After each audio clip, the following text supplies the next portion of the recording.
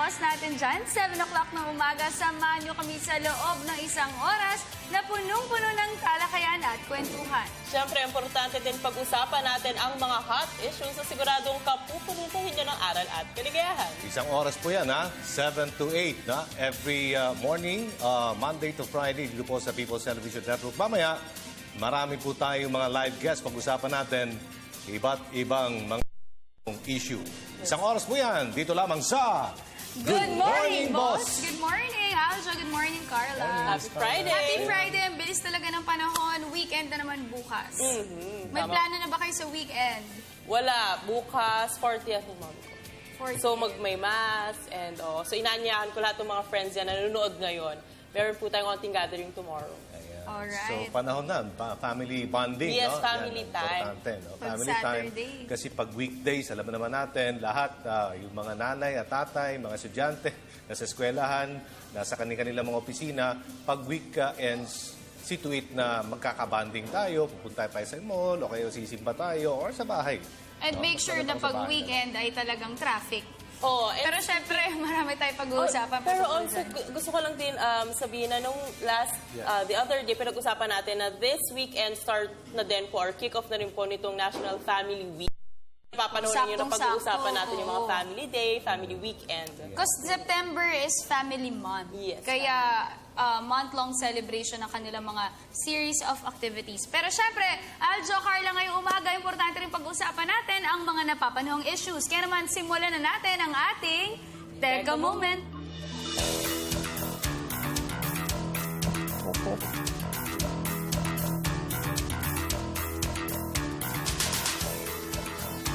Alright, usaping traffic pa rin para sa ating Teka Moment ngayong Friday. Siyempre talagang hindi pa rin maibsan ng traffic dyan sa may EDSA. Kaya naman ginagawa ng pamahalaan ng kanilang makakaya upang gumawa ng mga projects at gumagawa sila para ma-improve at mapaigting pa at matanggal yung traffic congestion dyan po sa may EDSA. Sinabi po ni Senator Cheese Escudero na dapat daw po paigtingin ang manpower ng PNP. Of course, sila po ng traffic duty dyan. Since yung PNP na po ang task to direct traffic in Metro Manila, kailangan po mas padamihin pa po sila para mas maging effective sila. Yan. Gumagamit ba kayo ng Waze?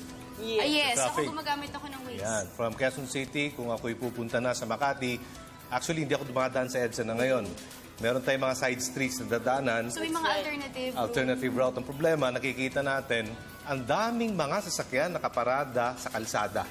Magkabilaan yan. So panawagan natin sa lahat ng mga mayor, Mandaluyong, Makati, Pasig City, kung gaano ka-stricto ang Makati City kasi may bayad dun eh.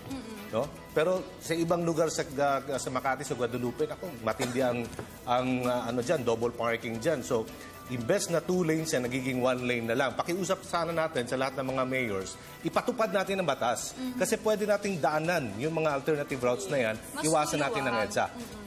Actually, 96 na PNP members yung ide-deploy para mag-manage ng traffic dyan sa may EDSA.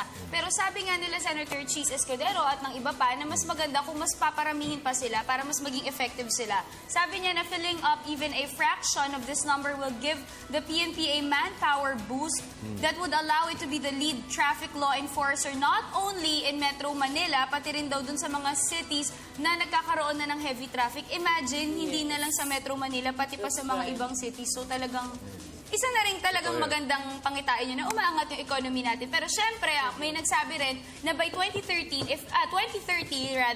kapag hindi pa raw natin na solusyonan itong traffic na to, malaki yung pwedeng mawala sa ating bansa. Totoo yan. So, ang kailangan talaga disiplina sa ating mga motorista, Miss Carla, no? Totoo. Oo, kasi walang magbibigay ng bribe money, ha?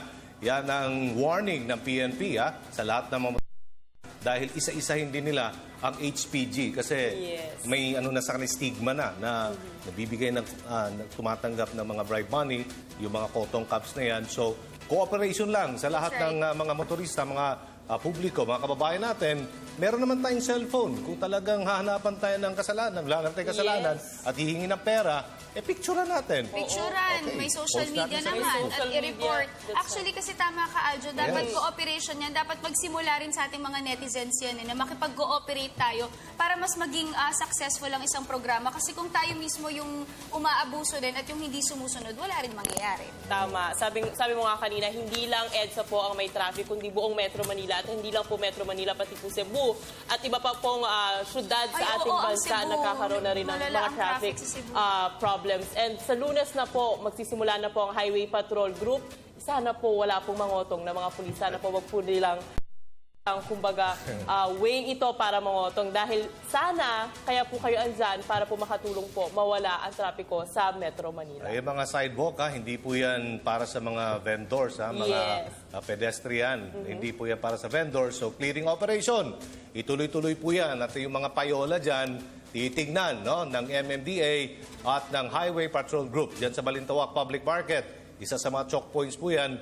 Napakarami po dyan mga vendors. Linisin natin ang kalye para po sa mga tao at hindi po para sa mga vendors. Mga illegal pa.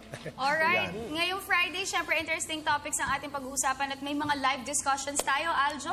So, mamaya pag-usapan natin, Katropa program ng POPCOM. So, maganda to, no? Tugon sa mga kalalakihan sa maternal and child health care. So, pag-usapan natin, pwede natin correlate dito ang mga provision sa ating pong family code. Pag-uusapan natin marriage, pag-usapan natin family and the support, no? At pagsasaayos sa Ilog Pasig, pag-usapan din natin rehabilitation na ginagawa po ngayon sa Ilog Pasig, tugon sa problema din sa pagbaha. Yung mga basura natin, huwag nating itapon dyan sa Ilog Pasig at coloring book for adults. Yan, Nako. mamaya. Addict na addict dun si Dayan sa Oo, coloring favorite book ko for yung adults. coloring book. Yes, mapapanood din po natin ang ASEAN TV, I Love My Culture, Joe on the Go, at ang Fridays. Kaya mga boss, abangan nyo yan. At syempre, maaari nyo rin kami mapanood via live streaming ptv.ph. Maaari nyong i-like aming Facebook page, facebook.com/GMorningBoss. I-follow aming Twitter account at GMorningBoss. At bisitahin na rin ang aming YouTube page, PTV Space PH. Kaya dyan lang kayo mga boss, dahil tuloy-tuloy pa rin po ang ating live discussion sa pagbabalik ng Good morning, boss!